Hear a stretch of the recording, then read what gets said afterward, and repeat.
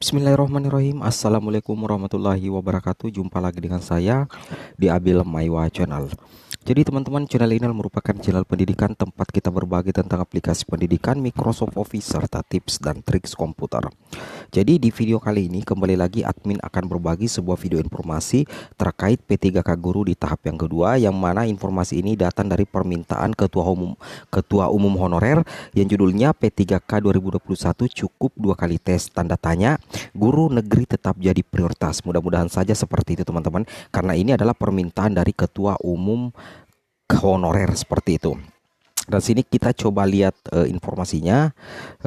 Teman-teman perhatikan saja, di sini terlihat di salah satu postingan di jpnn.com hari ini Senin tanggal 1 November 2021, judulnya Ketum Honorer minta P3K 2021 cukup 2 kali tes ya, cukup 2 kali tes. Permintaan dari Ketum Honor ini adalah guru negeri tetap jadi prioritas. Ini langsung dilansir di salah satu media elektronik yang cukup kredibel, yaitu jpnn.com, yang mana di sini dinyatakan atau diinfokan Ketua Umum DPP Forum Honorer Non Kategori 2 Indonesia FHNK2I Raden Sutopo Yuwono meminta pemerintah tetap memprioritaskan guru negeri di seleksi P3K 2021 tahap yang kedua. Jadi ini adalah permintaan dari Ketua DPP Forum Honorer Non Kategori 2 FHNK2I Bapak Raden Sutopo Yuwono, agar intinya nantinya itu di tahap kedua tetap ada prioritas guru negeri di seleksi P3K di tahap yang kedua. Jadi ini semacam permintaan saya teman-teman ya. Di sini kita lihat, kita sambung dari informasi ini, maksudnya sehingga diminta seperti ini dari Ketum DPP Forum Non Kategori 2 adalah ini demi menyelamatkan guru honorer aktif di sekolah negeri yang terancam dengan guru swasta yang rata dibekali afirmasi kompetensi teknis 100% atau 500 poin. Jadi itu adalah maksud dari permintaan dari Bapak Raden Sutopo Yuwono agar pemerintah tetap memprioritaskan guru honorer negeri di seleksi tahap yang kedua. Karena mungkin ini adanya nantinya kan di tahap kedua itu sudah tidak ada lagi prioritas tentang guru honorer induk, dan yang ditakutkan adalah kebanyakan teman-teman guru swasta itu memiliki afirmasi yaitu sertifikat pendidik. Tapi kita ketahui saja bahwa sebenarnya seperti ini menurut admin pribadi, bahwa guru honorer negeri yang sudah melalui di tahap pertama sebenarnya punya kans yang cukup besar untuk lolos ya. Karena kebanyakan guru honorer negeri itu banyak yang lolos passing grade di tahap pertama, sehingga nilainya nanti itu bisa dipergunakan nantinya di tahap yang kedua. Seperti itu kalau admin pribadi ya. Sisa bagaimana teman-teman memilih formasi yang relevan dengan ijazah dan afirmasi teman-teman sendiri. Karena kenapa? Guru honorer swasta itu memang di aturan itu bisa memilih formasi nantinya di tahap kedua dan tahap ketiga, sehingga setiap warga negara itu berhak untuk mengikuti yang namanya tes P3K jika memenuhi kriteria. Nah, jadi guru swasta dan lulusan PPG itu sudah bisa memilih formasi nantinya di tahap kedua. Terlepas dari teman-teman guru swasta atau lulusan PPG memiliki serdik atau tidak, yang jelasnya nanti di tahap kedua itu tidak ada lagi prioritas guru induk.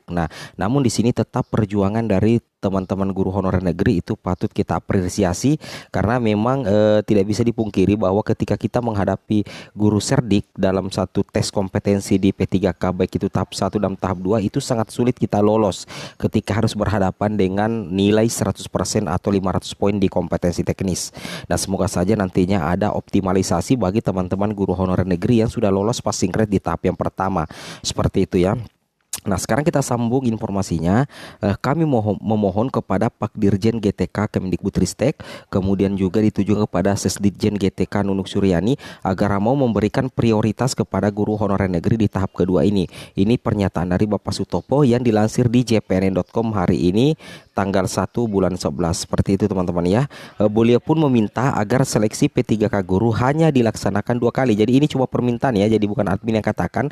Beliau pun meminta agar seleksi P3K guru hanya dilaksanakan 2 kali agar guru honorer negeri lebih banyak kesempatan ya. Jadi menurut pernyataan dari Bapak Sutopo ini sebaiknya 2 kali saja. Berarti maksudnya tahap 3 dihilangkan. Tapi kalau kita berdasarkan aturan itu tidak mungkin dilakukan, karena itu sudah ada di Permenpan RB. Kalau menurut admin pribadi ya, itu sudah ada di Permenpan RB nomor 1127 dan Kepmenpan RB nomor 1169 yang menyatakan bahwa memang untuk tes tahap untuk P3K guru itu ada 3 kali, yaitu tahap pertama, tahap kedua dan tahap ketiga. Sehingga ketika harus diberikan 2 kali saja, berarti itu harus mengubah aturan yang ada. Dan ini kalau dirubah lagi aturan, berarti itu akan memperlambat lagi proses seleksi tahap yang kedua, seperti itu ya. Namun namanya kita warga negara itu kita bebas untuk berpendapat sepanjang pendapat kita itu istilahnya bisa diterima oleh banyak halayak, dan kita juga harus bersiap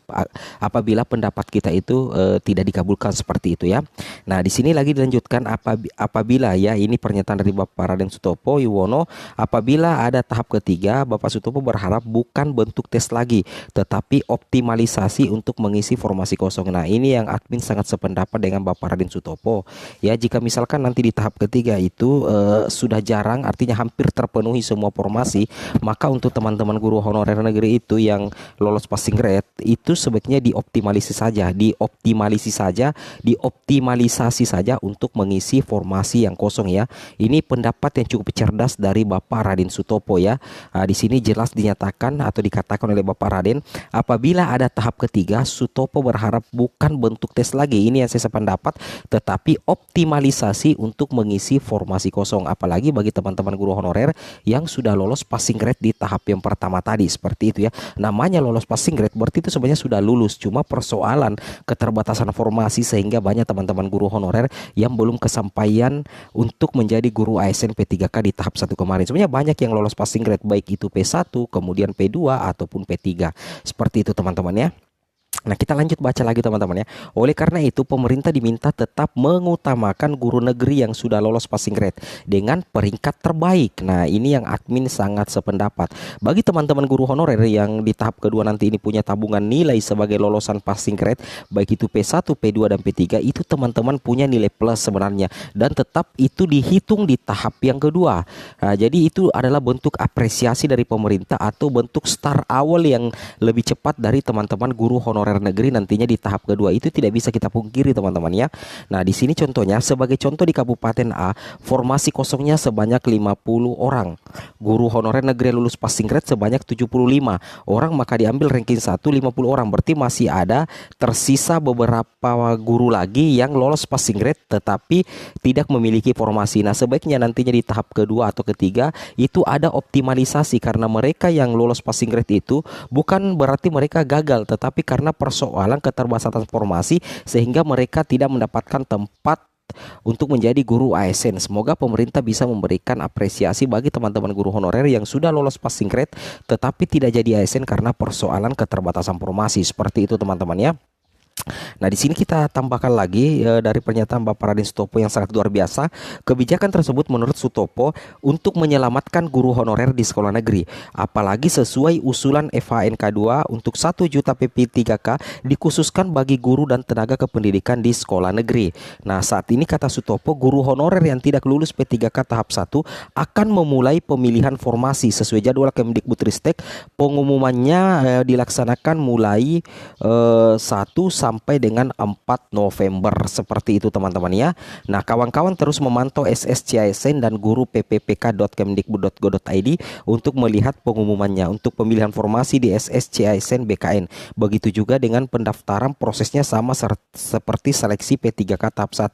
Nah, jadi untuk teman-teman guru honorer itu dimulai pemilihan formasi itu dimulai tanggal 1 sampai 4 November, dan sampai saat ini banyak teman-teman guru honorer yang komen di kolom komentar di channel ini mengatakan bahwa belum bisa diakses. Itu teman-teman tunggu saja hari ini sampai besok, insya Allah teman-teman sudah bisa melakukan pemilihan formasi, seperti itu teman-teman ya. Mungkin servernya masih padat, masih ada pembedahan dari pihak BKN, seperti itu.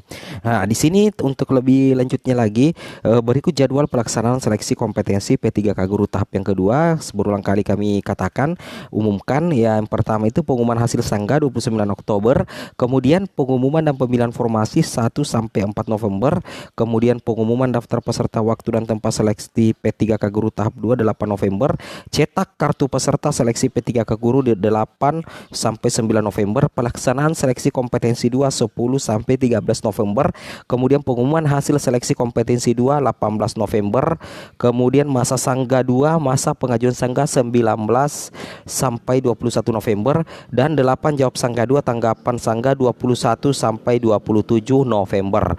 Jadi nanti untuk jawab jawab Sangga itu mulai tanggal 21 sampai 27 November. Mudah-mudahan jadwal ini tidak ada perubahan lagi dan teman-teman bisa tenang untuk mempersiapkan diri agar bisa lolos menjadi SNP3K di tahap yang kedua seperti itu.